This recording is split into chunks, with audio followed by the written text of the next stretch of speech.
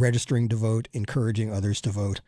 And this is a very timely thing to be bringing this up, given the Supreme Court decision last week about Hobby Lobby, which is an ominous thing.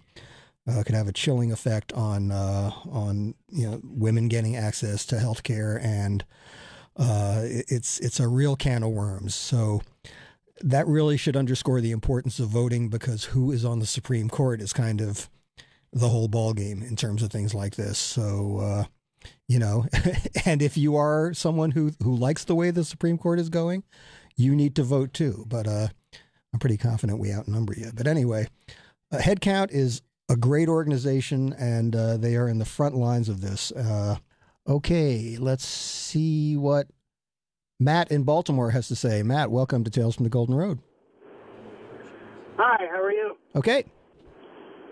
Hey, so just let me say first off that I'm a big Grateful Dead fan, big fan of the show.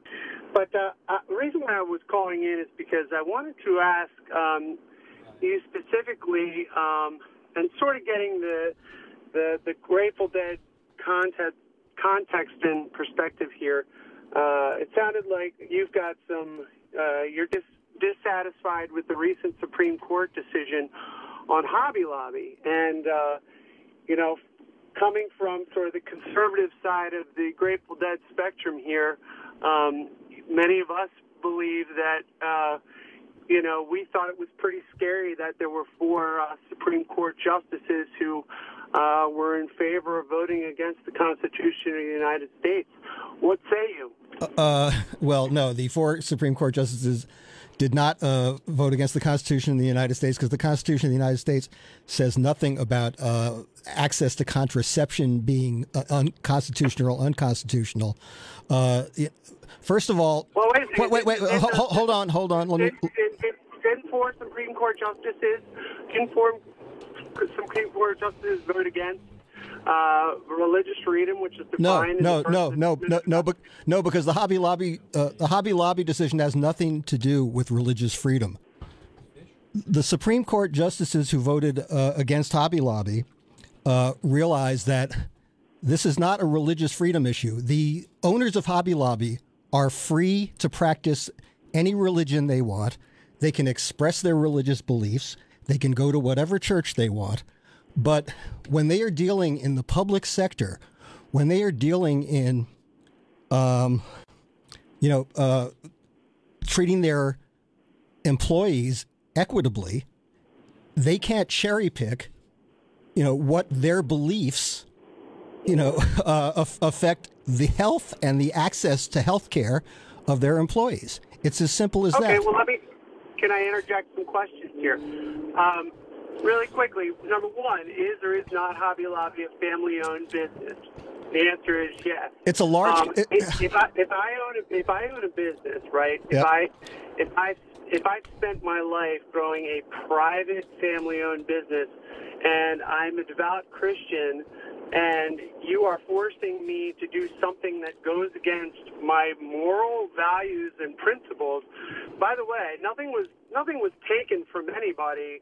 There was no women are being denied anything here. We're talking about 4 different types of contraception. Yes, and being women are 16 out of 20. Yes, and is that not correct? And the owners of Hobby Lobby have chosen consciously to put those women who use that kind of contraception at an economic disadvantage. I disagree. How? Explain to me how. Because employer... Hey, don't ask me a question and then give the answer, all right? Or you're going to be off the phone in a second. When an employer has agreed to pay health benefits for their employees, they cannot discriminate based on a whim or what they call a belief or anything like that. That is not religious freedom. That is imposing religion on other people. And that is what the founders said we can't do in this country. So it has nothing to do with religious freedom. Well, okay, but what I saw it was secularism being imposed on Christianity. This is a secular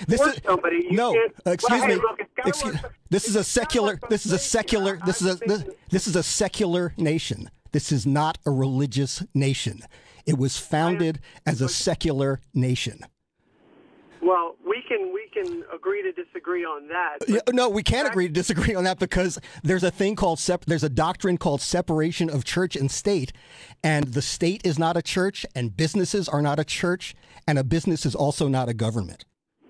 Okay, well, I'm not gonna argue with you on that point, but the fact of the matter is, if I'm a Christian and you're telling me that I have to buy pills for people that are essentially abortion pills, and that goes but they're not. They're not. Scientifically, they're not abortion pills. It's a morning after pill. Yeah, that's right, and that is not an abortion. It causes an abortion. It causes an abortion. But I don't want to. I mean, the fact of the matter is, I mean, you had four Supreme Court justices who were ready to vote against the Constitution of the United States. That is the scary part of this. Except that's a fantasy and not a fact, and there's nothing in the Constitution that as a matter of fact, the Constitution specifically, the 14th Amendment of the Constitution, provides equal protection under the law, and that includes the women who work for Hobby Lobby. So what are they being denied? I don't understand what they are being economically disadvantaged by either having to find another way to pay for that coverage, or not get that coverage. Are they forced to work at Hobby Lobby? It's my question.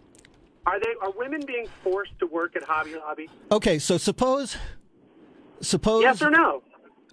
Women do they have the choice about where they can work? Yes, and do black people have the choice? Did black people in 1964 have the choice to sit at a lunch counter? No, they didn't. What does that have to do with what we're talking about? It has everything to do, because if people who own a business can say, well, I have a moral objection to black people or to gay people or to women who want contraception, then you are talking about discrimination, and you are talking about violating the doctrine of equal protection under the law. But that is not even an apples to apples comparison here. Of course it is. We're talking about a federal law, first off, that was widely unpopular, that was completely partisan. Actually, there's over 99% of the American people have used contraception in some form. So I doubt that it was wildly unpopular. Wait a second. Look, let me finish my point, because it has to run both ways here, all right? Look, it was a federal law that was widely unpopular to begin with. Less than 40% of the American public wanted Obamacare. It was the most partisan piece of legislation in the last 100 years. Let me finish my point. I'm laughing too hard. I'm sorry. Not one single Republican voted for it. Yes, not one.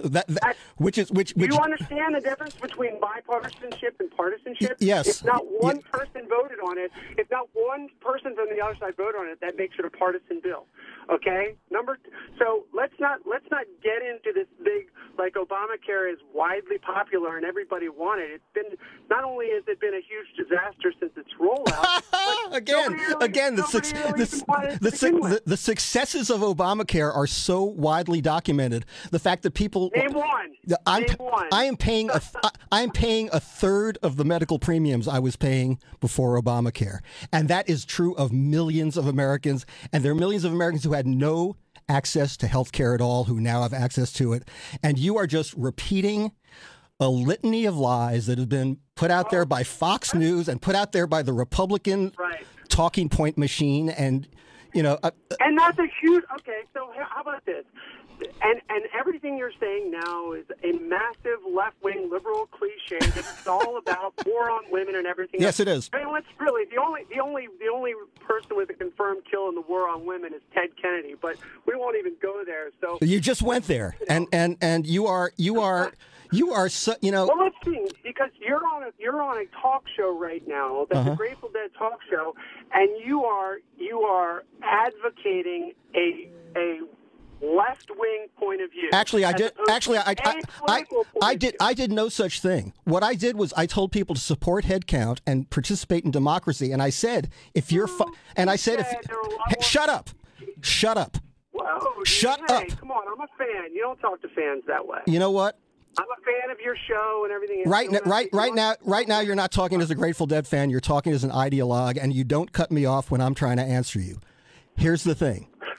The Grateful Dead have nothing to do with this. The Grateful Dead members, all of them, support headcount. Headcount is an organization that encourages people to participate in democracy. And I explicitly said when I was setting this up that if you're fine with the Supreme Court as it is, if you were fine with the Hobby Lobby decision, you should get out there and vote too. You should participate in democracy. That was the way I set up my plug for headcount. So I have my opinion. I have my opinion. You said more than that. That's not all you said. No, I said I am personally very disturbed by the Hobby Lobby decision. But if you support the Supreme Court as it is, if you support corrupt hacks like Antonin Scalia and Clarence Thomas, who don't recuse themselves from cases when their spouses are involved and they're making money, that's fine. You go out and vote for the people who will appoint more right-wing hacks.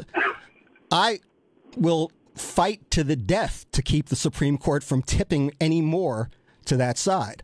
And that's why I support headcount, because I believe in full participation in democracy. And we're going to move on right now. Thanks for calling. Okay, that was fun.